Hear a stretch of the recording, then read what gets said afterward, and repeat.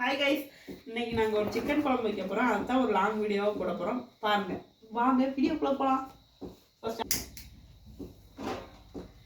சட்டி காயறதுக்குள்ளே தம்பி கொஞ்சமாக வறுத்து கொடுங்கம்மா சிக்கனுன்னு கேட்டான். அதனால அவனுக்கு 4-5 துண்டு தனியாக எடுத்து வச்சுருக்கோம். அது எப்படி பண்ணான்னு பார்த்துக்கலாம் வாங்க.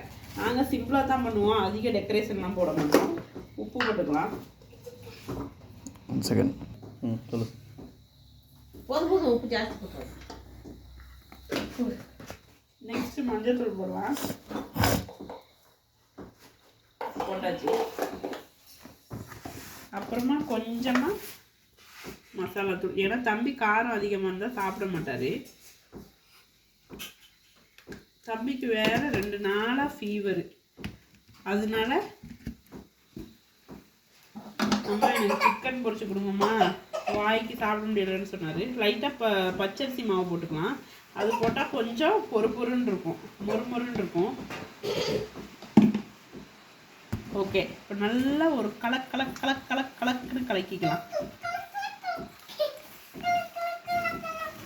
இதை கலக்கக்குள்ள சட்டி நல்லா காஞ்சிருச்சு.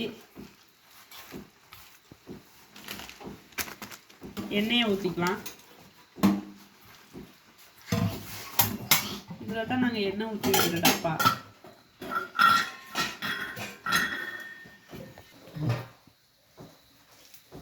ஓகே, எண்ணெய் ஊற்றியாச்சு. இனி எண்ணெய் காயட்டும். சட்டிப்பா நல்லா மிக்ஸ் ஆயிடுச்சு. எண்ணெய் மட்டும் கொஞ்சம் சூடாகட்டும்.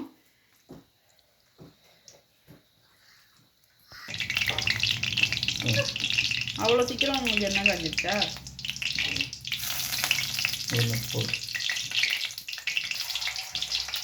காயாத எண்ணெயில் கூட சொல்லுங்க.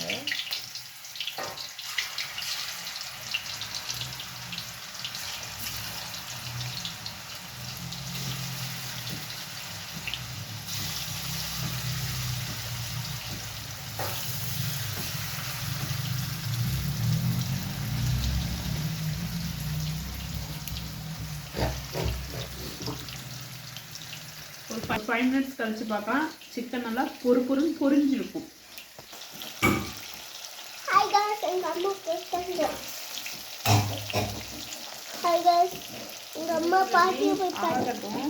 அவசரப்படாதீங்க, என்ன காயாமே நீங்க போட்டி.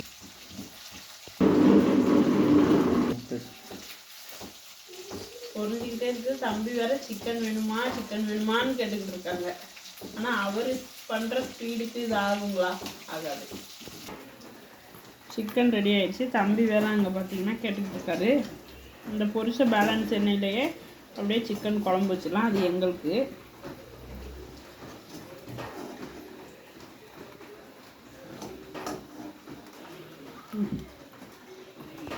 கடுகு போட்டுக்கலாம்.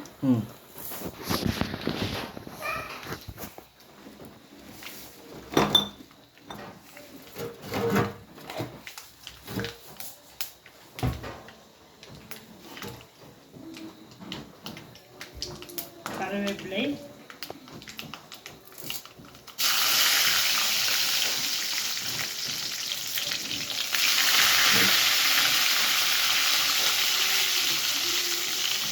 பச்சை மிளகாய், வெங்காயம்.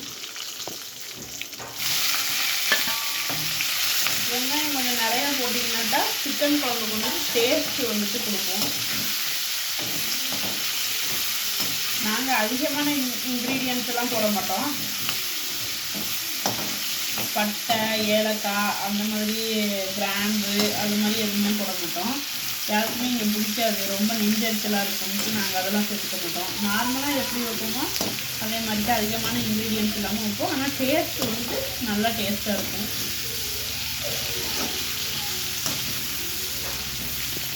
வெங்காயம் நல்லா பொன்னிறமாக வதங்கட்டும். அதுக்கு எப்படியும் 5 to 10 மினிட்ஸ் ஆகும்.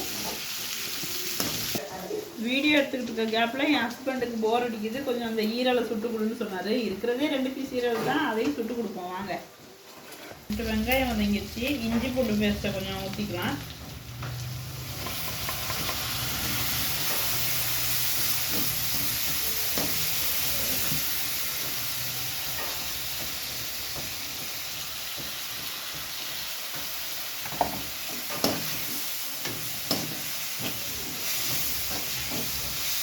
நல்லா இஞ்சி பூண்டு ஸ்மெல் வாசம் வர வரைக்கும் ஒரு 5 மினிட்ஸ் வதக்கிட்டு அப்படியே சிக்கனை தூக்கி போட்டு மூடி வச்சிடலாம். இந்த கோணூசியில் இதை குத்திட்டு இன்னும் பழச்சு கொடுக்கும். அதில் விட்டு அதில் போட்டு கீழே இருக்குங்க, கீழே கிடக்கு பாரு. இது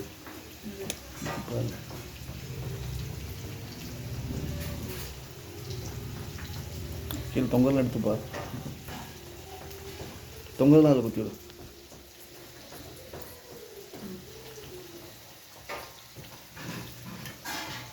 அது வதங்கிடுச்சு. இப்போ சிக்கனை வந்துட்டு போட்டுடலாம். அம்மா வெட்டி கழுவி கொடுத்துட்டாங்க.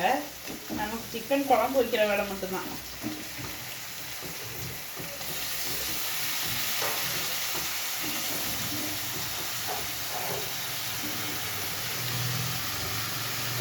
ஓகே, உப்பு,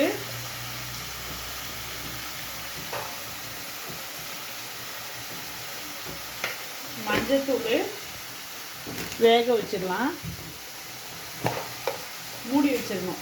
ஒரு கொதி வந்ததுக்கு அப்புறமா நம்ம தக்காளி வெட்டி போட்டால் போதும்.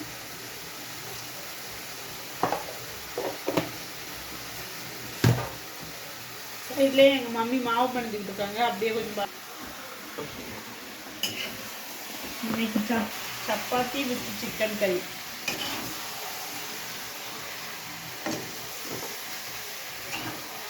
நல்லா மூடி வச்சுட்டோம்னா கொஞ்சம் ஒரு 10 மினிட்ஸ் வெந்துச்சுன்னா அதுக்கப்புறமா நம்ம தக்காளி வெட்டி போட்டுக்கலாம்.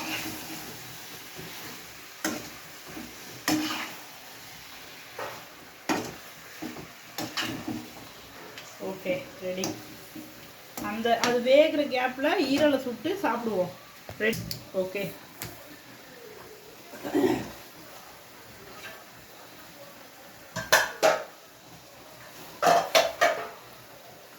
அந்த கேப்லையே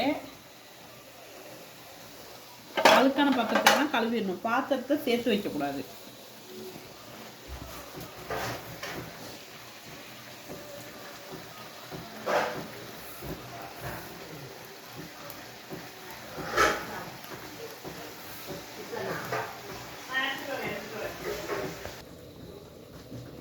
ஃபைனலி சுட்ட ஈரல் is ready.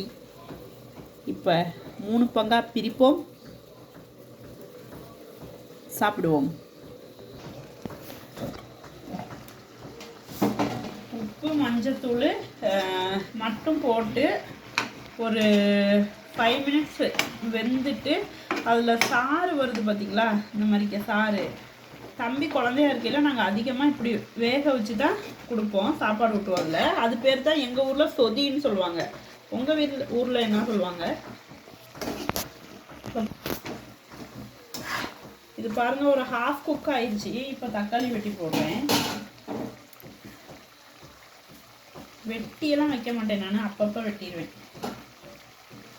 On the spot. இதை எடுத்து வெளியே வீசிடணும். தக்காளி வெங்காயமும் எந்த அளவு போடுறோமோ அப்போ தான் சிக்கன் குழம்பு வந்துட்டு டேஸ்ட்டு கிடைக்கும். எப்பயுமே சிக்கன் குழம்பு வைக்கையில் எனக்கு வந்துட்டு தேங்காய் வந்துட்டு பீஸாக சில்லியாக வெட்டி போட்டால் எனக்கு ரொம்ப பிடிக்கும்.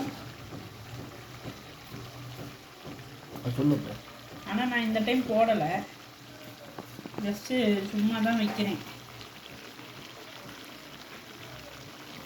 தேங்காய் போட்டால் அப்புறம் என் ஹஸ்பண்டுக்கு பிடிக்காது. நமக்கு பிடிக்கிறது அவங்களுக்கு பிடிக்காது, அவங்களுக்கு பிடிக்கிறது நமக்கு பிடிக்காது. நல்லா போடுவோம். அவ்வளோதான். 3 தக்காளி போட்டாச்சு. ஒரு குண்டு தக்காளி, 2 குட்டி தக்காளி. இப்போ அந்த தக்காளி வேகிறதுக்கு ஒரு 5 மினிட்ஸு நல்லா கிண்டி விட்டு மூடி வச்சோம்னா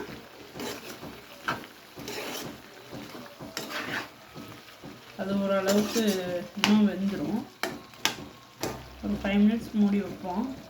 அதுக்கப்புறமா வந்து பார்ப்போம்.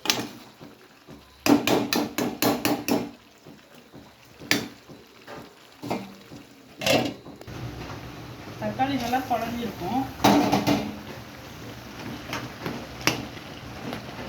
இதில் பார்த்தீங்கன்னா நான் வந்துட்டு தண்ணியே ஊற்றலை.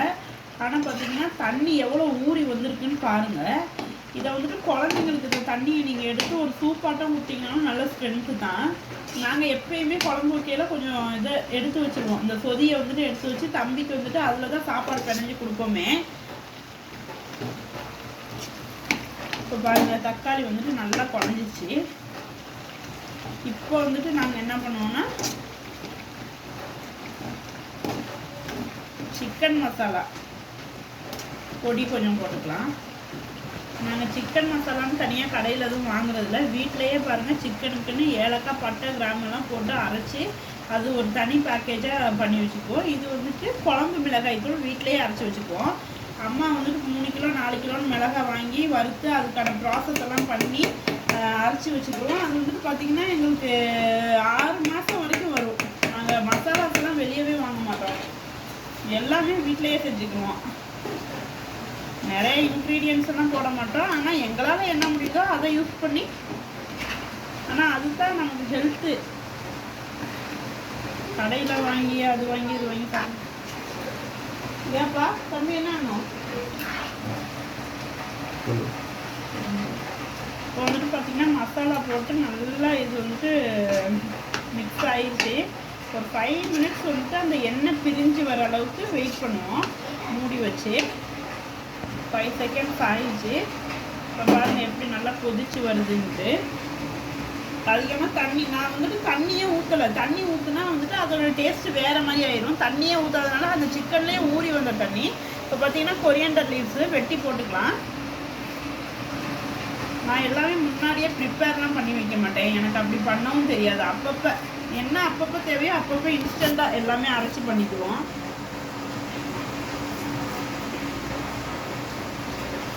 கொரியண்டர் லீவ்ஸ் நிறையா போட்டோம்னா கொஞ்சம் ஸ்மெல்லாக இருக்கும்.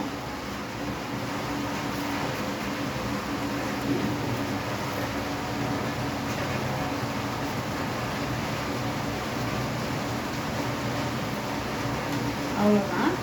இப்போ ஜஸ்ட்டு ஒரு கிண்டி விட்டோம்னா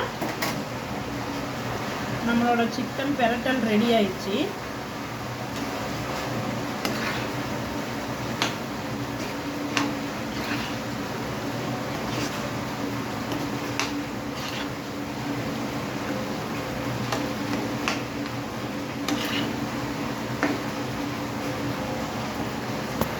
இந்த ஒரு சிக்கனில் பார்த்தீங்கன்னா ஒரு பிளேட் சோறு நாங்கள் 2 பிளேட் சோறே அடித்து விட்றலாம். அவ்வளோ ஒரு டேஸ்ட்டாக இருக்கும். சாறு எதுவுமே நமக்கு தேவையில்ல, அதை வச்சே பெரட்டிக்கிட்டே சாப்பிட்றலாம் பாருங்க. ஓகே, அவ்வளோதான். இன்னைக்கு சிக்கன் குழம்பு முடிஞ்சு. நன்றி, வணக்கம்.